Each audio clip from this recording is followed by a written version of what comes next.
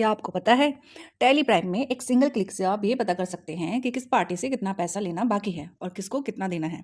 अगर आप manual calculation करके टाइम वेस्ट कर रहे हैं तो ये आज की वीडियो आपके बहुत काम आने वाली है। नमस्कार दोस्तों, मैं हूं योगिता। स्वागत है आपका वेबनेट कंप्यूटर सेंटर में। चलिए अब हम चलते हैं कि क्या सीखेंगे आज हम। Outstanding management. आउटस्टैंडिंग मैनेजमेंट हमारा कहाँ पे यूज़ होता है? जब हम ऑन क्रेडिट एंट्री करते हैं, ऑन क्रेडिट सेल या परचेज करते हैं, तो तब हम इस एंट्री का यूज़ करते हैं। आउटस्टैंडिंग रिसीवेबल क्या होता है? तो यहाँ पे जब हम कस्टमर को उधार में सामान सेल कर रहे हैं और उनसे पैसा लेना बाकी है, तो तब हम इसका यूज़ करेंगे। और पेबल में क्या होता है? जब हमने सप्लायर से ऑन क्रेडिट खरीदा है तब हम इसका यूज़ करेंगे। यहाँ पे प्राइम शॉर्टकट पाथ यहाँ पे लिखा हुआ है, जहाँ पे आपको डिस्प्ले डे बुक में किन शॉर्टकट की का यूज़ करना है वो सब चीज़ें यहाँ पे मेंशन की हुई है मैंने। आउटस्टैंडिंग रिसीवेबल यानी कि पैसा लेना है, तो यहाँ पे display statement of account outstanding receivable में जाएंगे और इसी तरीके से पेबल में जाके DSOP का आप यूज़ कर सकते हैं।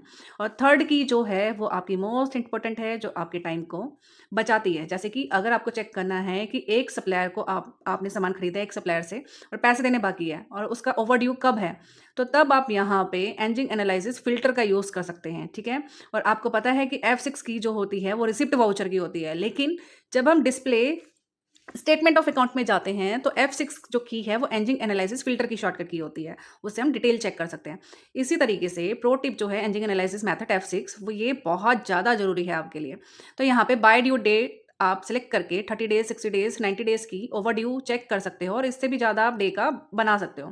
फिर यहाँ पे नेक्स्ट हमने दिया है स्टूडेंट प्रैक्टिकल टास्क। ये सब बच्चे आप करके दिखाओगे और मुझे व्हाट्सअप करोगे, किसी की भी बहानेबाजी नहीं चलेगी। यहाँ पे हम चलते हैं टैली प्राइम की तरफ।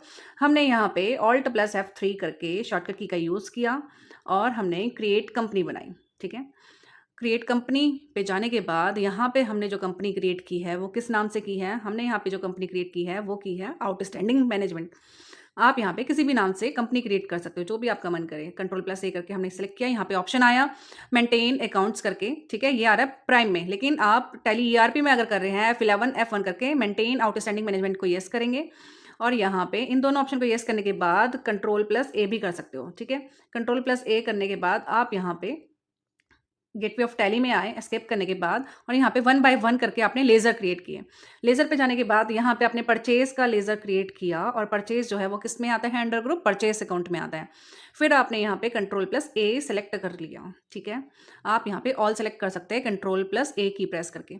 इसी तरीके से आपने यहाँ पे नेक्स्ट लेज़र क्रिएट किया लक्ष्मी के नाम से। किसके नाम से? लक्ष्मी के नाम से आपने यहाँ पे लेज़र क्रिएट किया, जिन्होंने क्या किया था? पिछली क्लास का टास्क पूरा करके मुझे दिखाया था। इसी तरीके से इनको हमने आज बनाया है सेंट्री क्रेडिटर, जिनसे हम सामान क्या कर रहे हैं? परचेस कर रहे हैं। लेकिन इन्होंने जो हमें ऑन क्रेडिट पीरियड टाइम दिया है वो 30 डेज़ का दिया है, तो 30 डेज़ के अंदर हमें इनकी पेमेंट करनी है। इसी तरीके से हमने नेक्स्ट पार्टी का नाम बनाया कल्पना। इन्होंने भी हमें टास्क पूरा करके दिया था, तो इनको आज हमने बनाया है सेंट्री डेटर। तो इनको जो हमने टाइम क्रेडिट पीरियड टाइम दिया है 60 डेज़ का टाइम दिया है कि 60 डेज़ के अंदर इनकी पेमेंट आनी चाहिए। तो नेक्स्ट पार्टी का नाम हमने बनाया है कपिल। कपिल ने भी काम किया लेकिन वो अधूरा काम था, तो इसलिए आज हमने इनको बनाया है कपिल होलसेलर। और आज ये है हमारे सेंट्री डेटर, जिनको हम क्या कर रहे हैं? सामान बेच रहे हैं। इनको हमने टाइम दिया है 30 डेज़ का कि इनकी जो पेमेंट आनी है वो 30 डेज़ में आनी है। इसी तरीके से जब बहुत सारे सेंट्री डेटर एंड क्रेडिटर की एंट्री हमारी ऑन क्रेडिट चल रही है, उसकी डिटेल हमें चेक करनी है, तो हम इसका यूज़ करते हैं। उसके बाद हमने यहाँ पे स्टॉक आइटम क्रिएट किया। स्टॉक आइटम में आप कुछ भी क्रिएट कर सकते हैं, कीबोर्ड, माउस, है ना, कुछ भी, सो मैनी थिंग्स। तो यहाँ पे आपने क्या किया कि पीसेस करके आपने सेलेक्ट किया, Ctrl+A कर दिया और उसके बाद हम गेटवे ऑफ टैली में गए एस्केप करने के बाद, और यहाँ पे हम वाउचर में गए। अब यहाँ पे हम वाउचर, कौन से वाउचर में जा रहे हैं? F9। पहले हम सामान परचेज करेंगे। क्या करेंगे? हम सामान परचेज। अब कभी कभी डेट का इशू आता है, ठीक है, तो यहाँ पे पीरियड चेंज करेंगे, जो होता है Alt+F2 करने से। कैसे करने से? Alt+F2 1/4/2026 से 31/3/2027 आपने लिखा। फिर आपने देखा यहाँ पे फिर भी डेट, वाउचर डेट का ऑप्शन आ रहा है, तो यहाँ पे आप मैनुअली ऐसे करके नहीं लिखेंगे। ठीक है, आपको क्या करना है? F2 की प्रेस करना है। Alt+F2 के बाद चेंज पीरियड के बाद आपको F2 की प्रेस करनी है, जिसमें आप लिखेंगे 1/4/2026। क्यों? क्योंकि ये एजुकेशनल टैली है, जिसमें हम डेट वगैरह वैसे चेंज नहीं कर सकते कि हमें 5 तारीख डालनी है, 6 तारीख, एक एक तारीख आप हर महीने की डाल सकते हैं। अब यहाँ पे हमने सेंट्री क्रेडिटर को सिलेक्ट किया, जिनसे हम सामान क्या कर रहे हैं? परचेस कर रहे हैं। तो Ctrl+A करने के बाद यहाँ पे फिर हमने Ctrl+A की प्रेस किया और हम यहाँ पे परचेस अकाउंट में आए, स्पेस दबाया, जो हमने स्टॉक आइटम बनाए थे वो लिस्ट ओपन हो जाएगी। कीबोर्ड, अब हमने कितने कीबोर्ड खरीदे, हम खरीद रहे हैं 10 कीबोर्ड और कितने की 1200 रुपये का पर कीबोर्ड है। अब यहाँ पे जब हम ऑन क्रेडिट एंट्री करते हैं तो मेथड ऑफ एडजस्टमेंट ये 4 ऑप्शन आते हैं। तो आज हम सीख रहे हैं न्यू रेफरेंस। जब ऑन क्रेडिट आप न्यू बिल क्रिएट कर रहे हैं तो आपको क्या करना है, न्यू रेफरेंस क्रिएट करना है। तो यहाँ पे टाइम ड्यूरेशन आ जाएगा 30 डेज, यानी कि 1 मई तक पेमेंट होनी चाहिए। कंट्रोल+A कर दिया। इसी तरीके से हम नेक्स्ट वाउचर की एंट्री करेंगे, जिसकी शॉर्टकट की क्या है, F8 सेल वाउचर। ठीक है, अब यहाँ पे हमने जो पार्टी बनाई थी सेंट्री डेटर, वो हमने कल्पना के नाम से बनाया था। इनको हम सामान सेल कर रहे हैं, तो यहाँ पे हमने कंट्रोल+A करके सिलेक्ट किया और यहाँ पे हम सेल वाउचर बनाना भूल गए थे, Alt+C करके हमने सेल वाउचर क्रिएट किया। और सेल जो है वो सेल अकाउंट के अंडर ग्रुप में आता है। कंट्रोल+A करके आपने सिलेक्ट किया, स्पेस की प्रेस की, आपने लिखा कीबोर्ड। 10 कीबोर्ड थे और हमने यहाँ पे इनको 10 के 10 कीबोर्ड क्या कर दिए, सेल कर दिया। तो एक कीबोर्ड हमने 1340 का सेल किया, लेकिन अभी पैसे नहीं आए क्योंकि ये एंट्री ऑन क्रेडिट है, न्यू रेफरेंस। इसी तरीके से ऑप्शन आया और यहाँ पे हमने जो टाइमिंग दिया है 60 डेज, 31 मई 2026 तक इनकी पेमेंट आनी चाहिए। ठीक है, वाउचर पास 1 अप्रैल को कर रहे हैं, तो 60 डेज कब हो जाएंगे आपके, वो आपको यहाँ पे कैलकुलेट करना है। फिर उसी तरीके से अब यहाँ पे आपने कपिल के नाम से, कपिल होलसेलर के नाम से सेंट्री डेटर आपने क्रिएट किया है, उसको आपने सेलेक्ट किया, सेल वाउचर के अंदर आपने सेलेक्ट किया। उसके बाद आप यहाँ पे कंट्रोल+A करेंगे।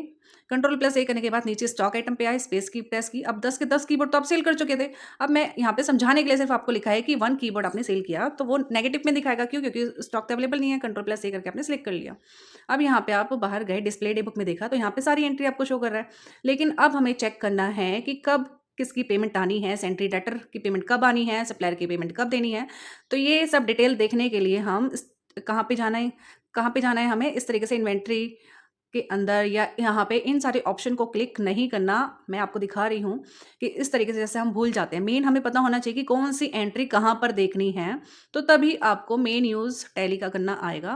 क्योंकि डिस्प्ले डे बुक में तो हमारी नॉर्मली सारी एंट्री शो करता है। तो यहाँ पे हम स्टेटमेंट ऑफ अकाउंट में गए, आउटस्टैंडिंग में गए। अब यहाँ पे हमने क्या किया, हमने सेंट्री डेटर का देखा, तो इसका मतलब हमने रिसीवेबल पे क्लिक किया, DSOR का यूज़ किया। ठीक है, आप शॉर्टकट की का यूज़ कर सकते हैं। यहाँ पे ऑप्शन आया मेथड ऑफ एडजस्टमेंट एंजिंग, मेथड का यूज़ आया। तो यहाँ पे हम स्लैब बना रहे हैं कि 30 डेज से लेकर 60 डेज में किसकी पेमेंट आनी है, 60 से 90 डेज में किसकी पेमेंट आनी है।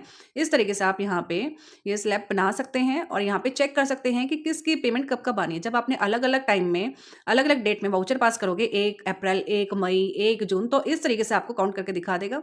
और यहाँ पे पेबल में, यानी कि पेबल कब शो होता है, DSOP का यूज़ हम कब करेंगे, तो यहाँ पे जब हमें पेबल करनी है, इसका मतलब जब हमने उधार में सामान खरीदा था, ऑन क्रेडिट परचेज किया था।